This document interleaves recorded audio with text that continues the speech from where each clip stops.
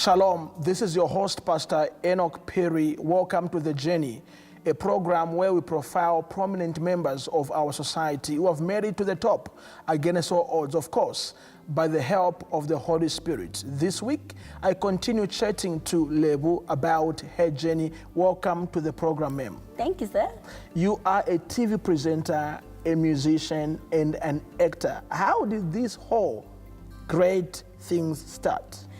I always say I'm first a musician. Okay. Every other thing I got into by default. Okay. I think you can see we've spent a bit of time together now talking. Absolutely. That I'm a bit of a chatterbox. Absolutely. Yeah. So I think that's how I got into all of them. Okay. Yeah. So I was on radio. This is how it happened. Actually. Okay. I was on.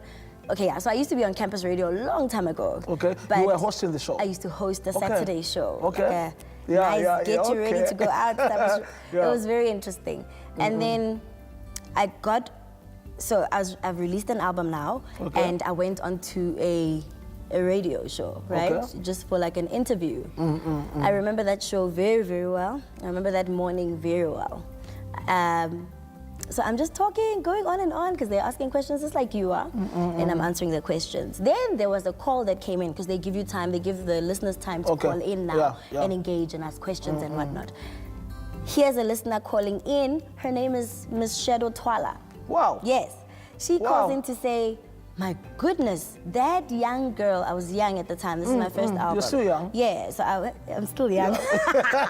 Only you can say that, sir. Only you can say that. So she calls up, but I was younger, I was like 18 or something. She calls in and she says, that young girl that you have in studio is amazing.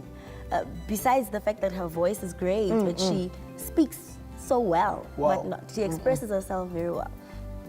I'd like her to audition for a musical that I have going on. Again, I tell you, if you have a stage, if there's a platform to do something, do it properly.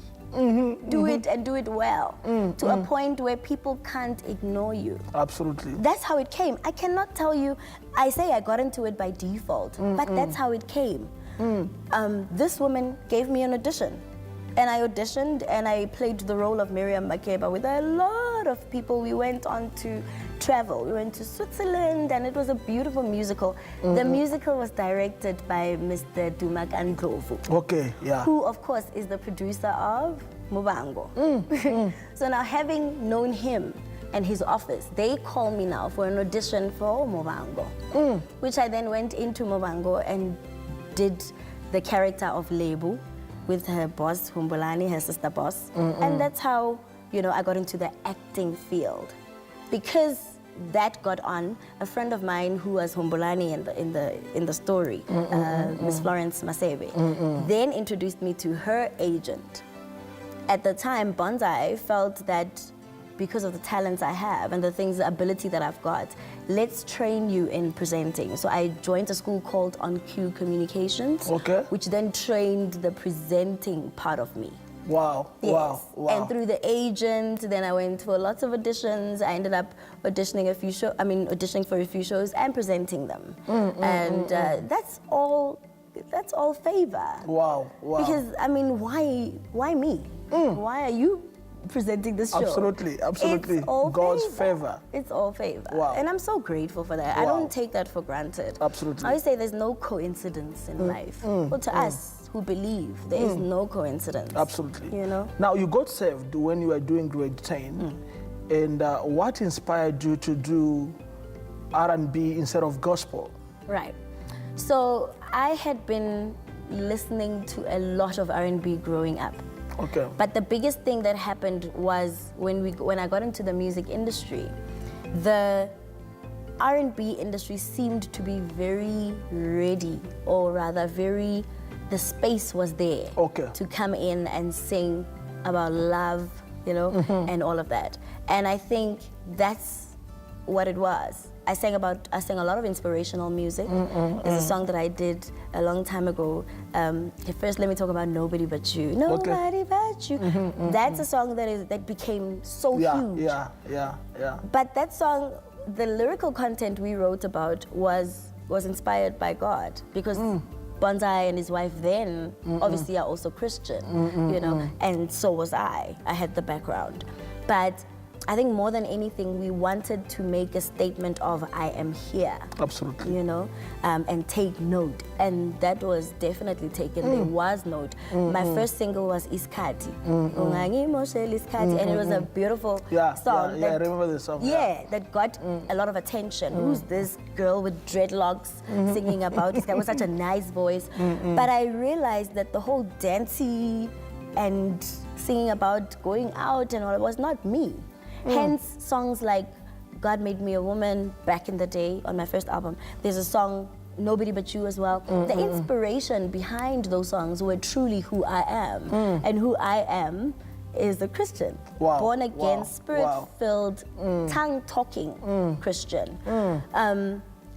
How I started into this industry paved a way. I don't regret how it started. I think a lot of people that know me also assumed that I would get into gospel music at the beginning. You know? But once you are in this industry, you can take advantage of it, especially when you know, I think when you get the right team that can help you go in and actually do that. But once you have a bit of a name in the industry, when someone says, do you know Elle? Oh yes, Lebu Elle, I know Elle. Yes, you know, then you can at least command a few things that you can, you know, manipulate a bit. Yes. And I think getting into the gospel industry was a natural process. Absolutely. For me. That was more me than anything else. You remind me of Dr. Rebecca Malope. You know, remember she was doing disco and she just changed. And most people thought that she was not going to make it in the industry. Look where she is today. She is the queen of gospel music and in no South one can Africa. deny it. You cannot deny that. So that's exactly what happened in my journey as well. Wow. Now, didn't you maybe get criticism from your fan base? Those who love you as an R&B musician. Now suddenly you are a gospel musician, or will you be doing both? I'm doing both. Okay. To be honest with you, love is never gonna die. Yeah. You know, we are all, because God is love. God is love, and that's where I come. So, how do I classify myself now? I'm an R&B musician who has a gospel album out. That's who I am. Oh, okay. I'm an R&B musician, but I have a gospel album that's out, and that's been a dream for me. Wow. To say to everyone that the love I talk about, I really know, and most of the time, the love I talk about is not necessarily of my husband's, you know, is the love that's everlasting, that's eternal, the love that's uncompromised, the love that says to me, this is me, you know, that says you can have whatever you want, literally whatever you want. That's the love I talk about, and the love I talk about is God all the time. I think I'm excited also about the way gospel music is coming together. It's growing, eh? It's so big now. You know, you look at big artists that have taken us by storm. Lebus Kgobela is one of them. There's Dr. Tumi is one of them. Those two people, you cannot talk about music in the gospel and not mention them at the moment, especially. Yes. And they've had their journey. They've had massive issues. They've had, and both of them have been on the show. Eh? Ah, wonderful. And you know exactly what they're about. Yeah. Someone like Dr. Tumi didn't just get up and Not at all. receive and just, you know, have this Actually, gospel with music Dr. Tumi, his first album didn't do well at all. Yeah. Nobody knew him. You know, people are only meeting this Dr. Tumi now, and they don't know the struggle that he's had to go through. You know, and he wrote one of the songs on my album actually right now, the album In Love. Beautiful. He wrote the song Ditedo. Okay. Yeah, and beautiful. A lot of people don't expect that because he sings a lot in English. So how did he write this song? You know, but beautiful. I wrote it for him. Yeah. Joking. Wow. You know, we're going to take a music break, and when we come back, more about the journey of my lovely sister. Stay tuned. Welcome back. The Bible says that before you were born, I knew you, and I set you apart to be a prophet to the nations. And I'm talking to my lovely sister, Lebu. God has been doing great things in her life. Amen. My sister, maybe let's look back to where you started this career. Is there a moment where you felt like quitting? When maybe perhaps things were tough? Yeah. I mustn't cry again now. Okay. But yes, no. It's okay, you're allowed to cry. But several, not just one. And I think God never promised us, for it to just be easy. We'll just wake up and just, breeze through life. No. And I think I acknowledge that. There's a lot of times where generally, it seemed logical to quit, Sales would be one of them. I mean, you record albums and they don't go out there as you think, as you assume. Because obviously everyone who puts out a product out there thinks it's great. Everybody must get this product. Absolutely. It's amazing, And then it doesn't happen that way. And at that time, obviously, I was working for people. So I didn't necessarily own my projects fully. Okay. So then you're thinking, oh gosh, are we gonna cut this, this contract? Have I let them down? All of that. But, you move on, you get up, you tell yourself, this is what I'm meant to do. Absolutely. And God gives you strength. He says his strength is actually, so this scripture that says, my grace is more than enough, more than sufficient. Absolutely. Says my strength is made perfect in your weakness. So when you speak those words, and God is a respecter of his word, let me tell you. Doesn't care who you are, but his word, he will never change, It is always solid. And when you say that to him, or you promised me that, you promised to be my strength. So let's go, raise me up. And he's faithful. So those times where you do falter, you do get up, you do go, you do push, with him on your side, with him carrying you. So yeah, there's been several of those moments. Wow. I mean, there was a time I lost my voice. Is it? Yeah, like totally. Forget singing, talking. I couldn't talk. Talking was an issue, And those times, he's been my strength. I mean, my doctor said to me, I have to operate on my vocal cords. Wow. That's crazy, because vocal cords are literally small little things that they're muscle, right? And they are very small. So if you scratch a little bit of it, your range is compromised. Your vocals, you might come out of the operation not singing, And when all you've done your entire life is singing, it becomes a bit... Wow, I can imagine. Yeah, so I've gone without a voice. So part of the reason why I was nowhere to be seen in 7 years, because I literally counted all the years, wasn't because of not wanting to do it. Part of it was because at some point I suffered that enormous breakdown. Wow. Yeah. And it became very, very tough to literally say to myself, okay, now I have to deal, with this God that I serve. I have to deal with that and sit with him and speak to him about this purpose that you've designed for me. And now why is this happening? And you literally have to make sense of it all with him. But it happens because he has to teach you a lesson. Absolutely. It happens because you have to go out there and testify to your neighbor and say to your neighbor, it will never always be smooth sailing. It'll never be smooth sailing. But when you get to such, you can rise, according to your faith. So it had to happen. I had to lose my voice. Besides doing all these other things. That's very much crushing. I had to do it. I had to go through it. Wow. And where are you currently? Well, I'm a mom. Someone's wife. Okay. The vendors came and they took me.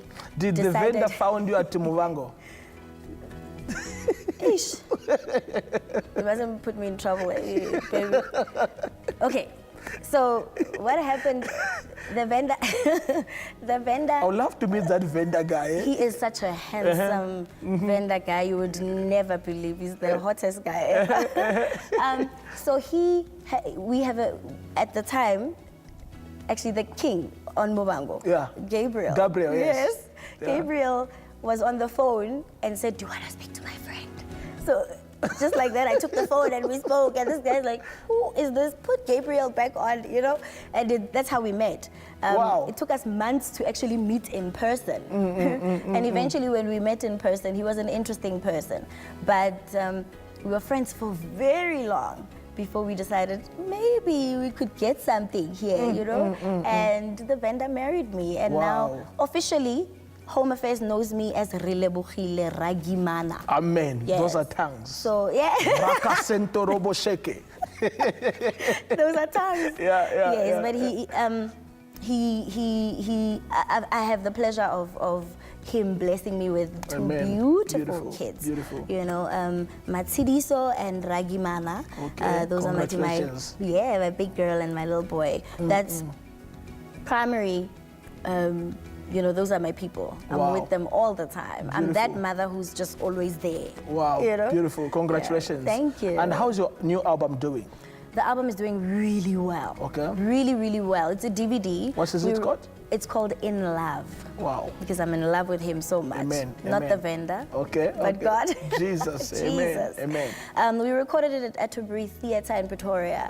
It was a beautiful day. I mean, One Gospel was obviously there. Wow. And it was just an amazing, amazing, amazing day. But we've got beautiful music, and I believe you guys are playing it as well. Amen. So it's really, really, God is doing a great thing. We'll push it. You must push it. Thank you. Mark is listening. Yeah. Mark must listen. Wow.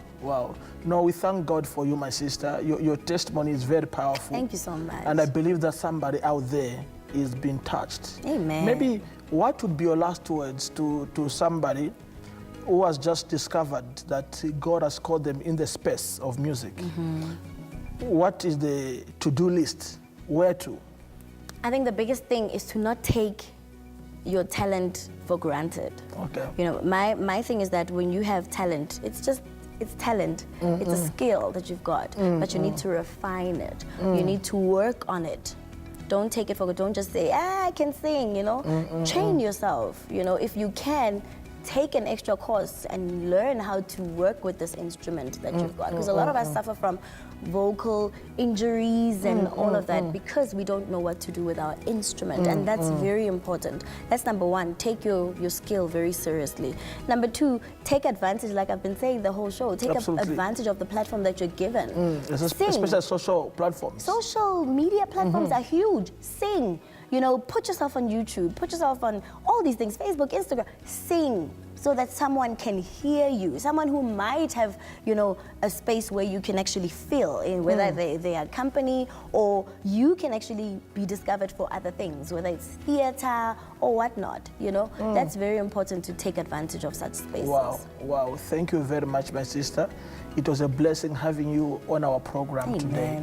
May the good Lord bless you and may He make this new DVD gospel songs reach millions of people out there. Oh, I received that. Thank you so much. In Jesus' name, amen. Amen. Thank you very much to our viewers for watching our program. God bless you. Till we meet next week and stay blessed.